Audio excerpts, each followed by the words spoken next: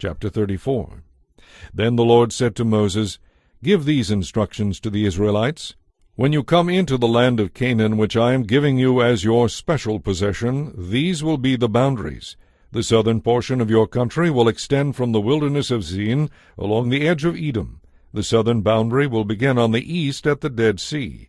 It will then run south past Scorpion Pass in the direction of Zin.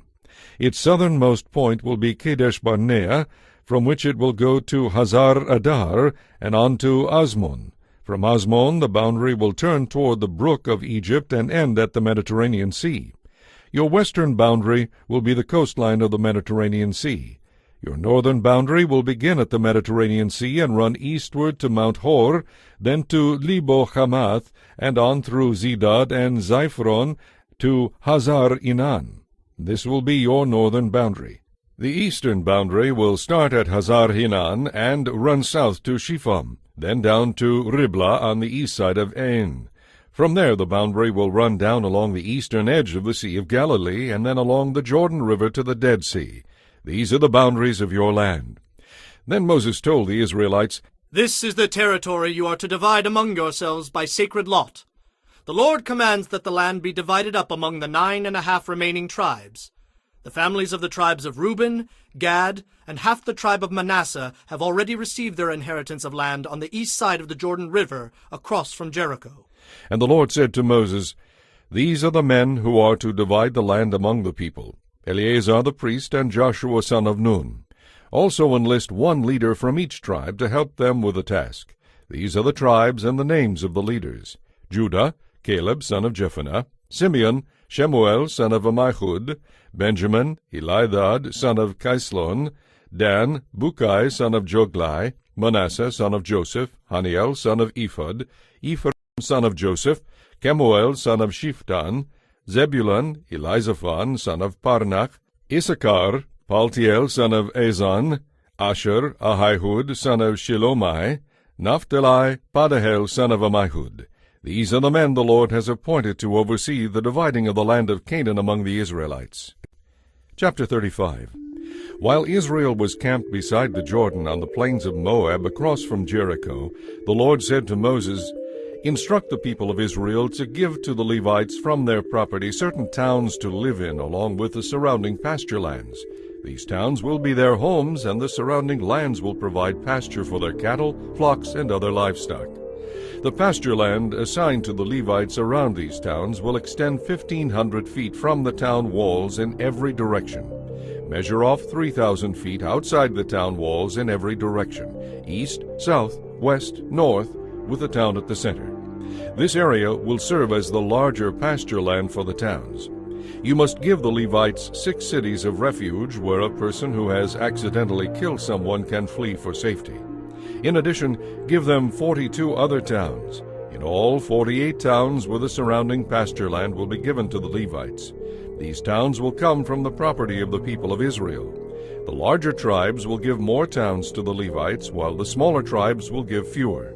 Each tribe will give in proportion to its inheritance. And the Lord said to Moses, Say this to the people of Israel, When you cross the Jordan into the land of Canaan, designate cities of refuge for people to flee if they have killed someone accidentally. These cities will be places of protection from a dead person's relatives who want to avenge the death. The slayer must not be killed before being tried by the community. Designate 6 cities of refuge for yourselves, 3 on the east side of the Jordan River and 3 on the west in the land of Canaan. These cities are for the protection of Israelites, resident foreigners, and traveling merchants. Anyone who accidentally kills someone may flee there for safety. But if someone strikes and kills another person with a piece of iron, it must be presumed to be murder, and the murderer must be executed. Or if someone strikes and kills another person with a large stone, it is murder, and the murderer must be executed. The same is true if someone strikes and kills another person with a wooden weapon. It must be presumed to be murder, and the murderer must be executed. The victim's nearest relative is responsible for putting the murderer to death. When they meet, the avenger must execute the murderer. So if in premeditated hostility someone pushes another person or throws a dangerous object and the person dies, it is murder. Or if someone angrily hits another person with a fist and the person dies, it is murder. In such cases, the victim's nearest relative must execute the murderer when they meet. But suppose someone pushes another person without premeditated hostility, or throws something that unintentionally hits another person, or accidentally drops a stone on someone, though they were not enemies, and the person dies. If this should happen, the assembly must follow these regulations in making a judgment between the slayer and the avenger, the victim's nearest relative. They must protect the slayer from the avenger, and they must send the slayer back to live in a city of refuge until the death of the high priest. But if the slayer leaves the city of refuge and the victim's nearest relative finds him outside the city limits and kills him, it will not be considered murder. The slayer should have stayed inside the city of refuge until the death of the high priest. But after the death of the high priest, the slayer may return to his own property. These are permanent laws for you to observe from generation to generation, wherever you may live. All murderers must be executed, but only if there is more than one witness. No one may be put to death on the testimony of only one witness. Also, you must never accept a ransom payment for the life of someone judged guilty of murder and subject to execution. Murderers must always be put to death. And never accept a ransom payment for someone who has fled to a city of refuge, allowing the slayer to return to his property before the death of the high priest. This will ensure that the land where you live will not be polluted, for murder pollutes the land. And no atonement can be made for murder except by the execution of the murderer. You must not defile the land where you are going to live, for I live there myself. I am the Lord, who lives among the people of Israel. Chapter 36. Then the heads of the clan of Gilead, descendants of Machir, son of Manasseh, son of Joseph, came to Moses and the family leaders of Israel with a petition. They said, Sir, the Lord instructed you to divide the land by sacred lot among the people of Israel.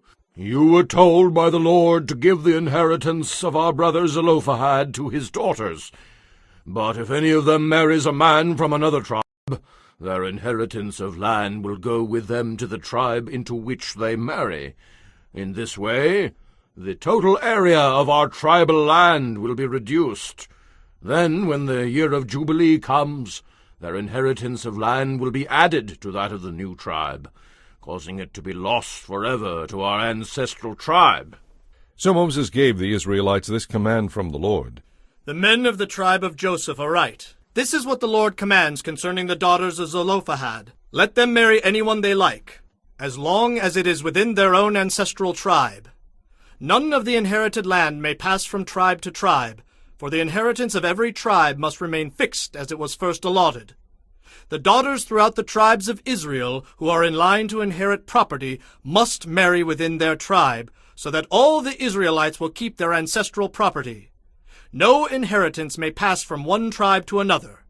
Each tribe of Israel must hold on to its allotted inheritance of land. The daughters of Zelophehad did as the Lord commanded Moses. Mahlah, Tirzah, Hoglah, Milcah, and Noah all married cousins on their father's side.